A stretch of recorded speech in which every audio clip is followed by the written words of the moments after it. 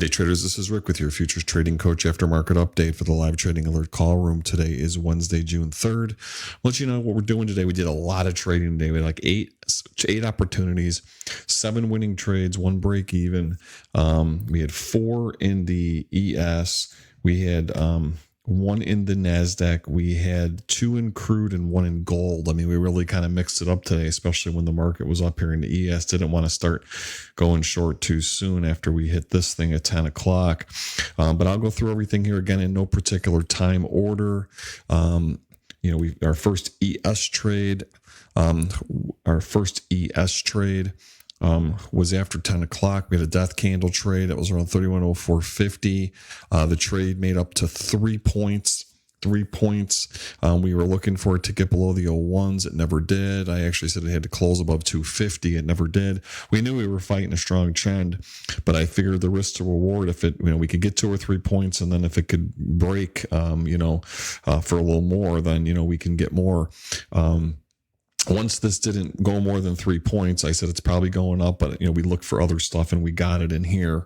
Then we came back to the ES later in the morning, and we hit an exhaustion trade here at 15. Trade made a couple points here. And then we had a understanding trade here, which we most people had to add to. Got out of break even easily there, and then that it was either nobody made any money because it didn't go to profits first, and then we got out. We waited for it to trigger again, which it did trigger there.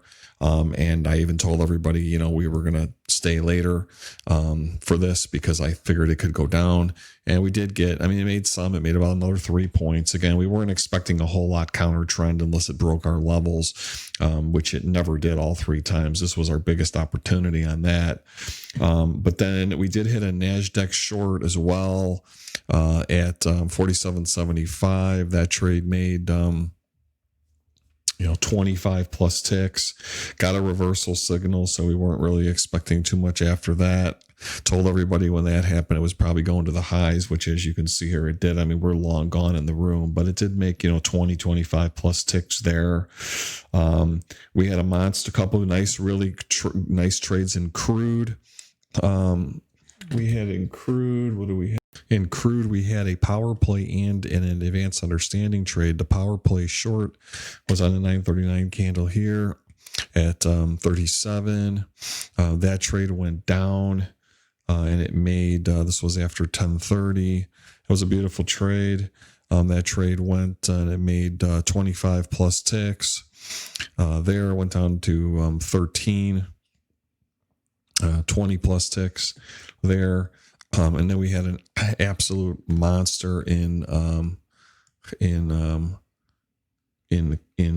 long. We got long at in the market at the long in crude was on the 1054 candle right there. I called the price of 66 to get long. Told everybody that it should go at least up to 83. 81 to 83, and if it closed above there, it would go to 02s, and if it went to 02s, it probably would make it to 20. This was actually literally our stretch goal on that trade, and so and it never came back to our entry. So that was a good 60 plus tick trade there, up to not everybody got 60, and then we had a really killer trade in gold as well. In gold, we had a power play made over 60 ticks. In gold, we had 17.10.8. Trade went up to 16.14, so almost 60 ticks, 50 plus ticks in gold. Again, straight up for 35, 40 of them, and it just went up.